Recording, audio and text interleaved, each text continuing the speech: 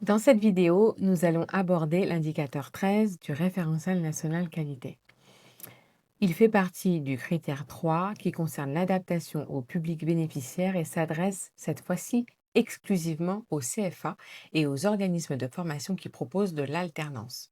Si vous n'êtes pas concerné par l'alternance ou que vous ne proposez pas de formation en apprentissage, alors vous l'avez compris, cet indicateur ne s'applique pas à vous.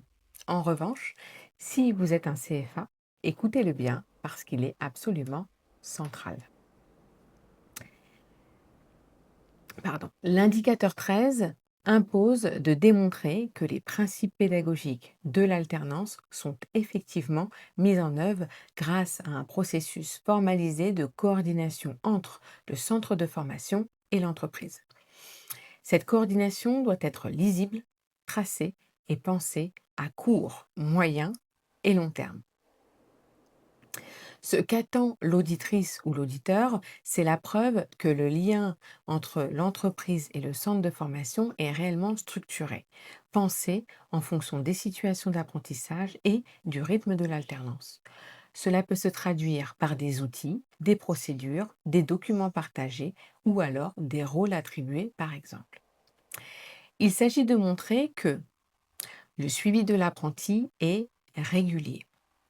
La coordination est active, pas seulement ponctuelle. L'accompagnement est co-construit entre les deux lieux d'apprentissage.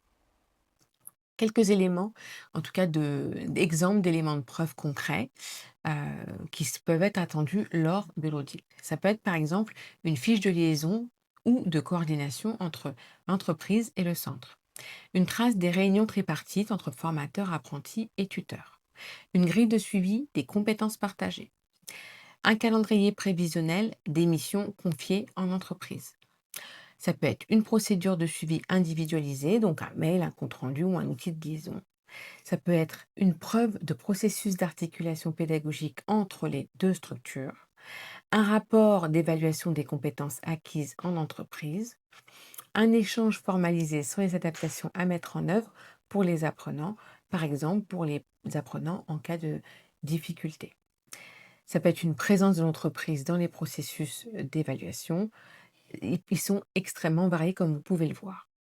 Il y a quand même quelques points de vigilance à avoir pour ne pas attirer la non-conformité. C'est une coordination trop formelle ou trop informelle ou inexistante. Il faut être très vigilant par rapport à ça. Être attentif aussi à des documents qui existent mais qui ne sont pas partagés avec les tuteurs.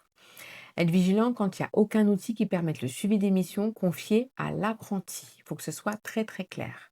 Une absence d'articulation entre ce qui est vu en cours et ce qui est fait en entreprise peut aussi emmener une non-conformité. Donc rappelez-vous, l'enjeu pour cet indicateur est de prouver que les deux lieux d'apprentissage communiquent pour servir le parcours cohérent de l'apprenant. Concrètement, un petit cas quand même assez courant, si vous faites appel à de la sous-traitance pour une prestation heu, échantillonnée qui relève de l'alternance, sachez que vous restez responsable du respect de cet indicateur quand même. Il faudra donc vérifier que votre sous-traitant applique bien cette coordination et l'intègre, et vous devez vous l'intégrer à votre audit Calliope en son nom.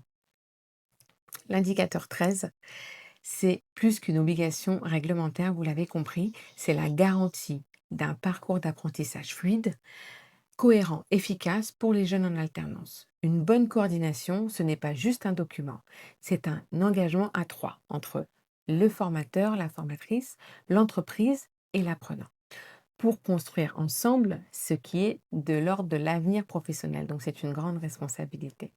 Je vous dis à tout de suite pour l'indicateur 14.